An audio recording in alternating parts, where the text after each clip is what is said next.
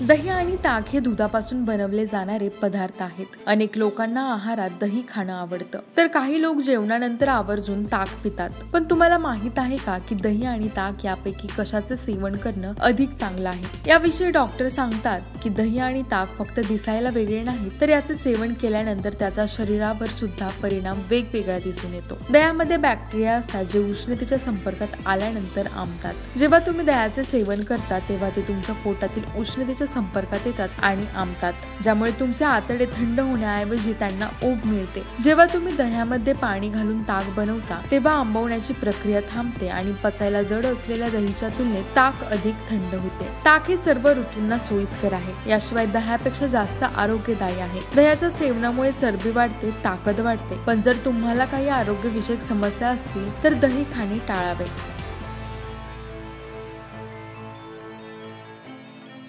ज्या लोकांना लठ्ठपणा आहे, खूप रक्तस्राव होतो, ॲलर्जी किंवा संधिवाताचा त्रास असेल त्या लोकांनी दही खाणे टाळावे. रात्री दही खाल्ल्याने सर्दी खोकला होऊ शकतो, पण ज्यांना रात्री दही खाण्याची सवय असेल त्यांनी त्यात चिमूटभर मिरे आणि मेथी टाकावी. दही कधीही गरम करू नका, कारण असे केल्यामुळे त्यातील शरीराला उपयुक्त असलेला बॅक्टेरिया नष्ट होतो. ज्यांना त्वचेचे विकार आहेत, पित्ताचा त्रास होतो, तीव्र डोकेदुखी जाणवते, नीट झोप येत नाही आणि पचनाशी संबंधित समस्या आहेत त्यांनी दही खाऊ नये. तर डॉक्टर सांगतात ताक हा दह्याचा उत्तम पर्याय आहे, जे आपल्यासाठी एक अमृत तुल्य आहे. त्यांनी ताक बनवण्याची एक रेसिपी सुद्धा शेअर केली आहे. 2 चमचे दही घ्या आणि त्यात 1 ग्लास पाणी टाका. त्यात जिरेपूड घाला, थोडे मीठ टाका, बारीक चिरलेली कोथिंबीर टाका. ताक तयार होईल. ताक आपल्याला निरोगी ठेवण्यास मदत करते आणि इतर आजारांपासून दूर ठेवते. ताक पचायला सोपे आहे आणि त्यामुळे पचनक्रिया सुरळीत होते. जळजळ होणे, पचनाशी संबंधित समस्या जाणवणे, भूक न लागणे, अशक्तपणा इत्यादी आरोग्याच्या समस्या ताकाचे सेवन केल्याने दूर होतात. जर हिवाळ्यात तुम्हाला अपचन होत असेल तर ताक आवर्जून प्यावे. ताक हे पचायला हलके आहे. याशिवाय ज्यांना भूक लागत नाही त्यांनी ताक पिणं फायदेशीर आहे. दही पचायला अवघड असते, त्यामुळे रात्रीच्या जेवणात दही खाणे टाळावे. बद्धकोष्ठता किंवा पचनाशी संबंधित समस्या असलेल्या लोकांनी आवर्जून ताक प्यावे.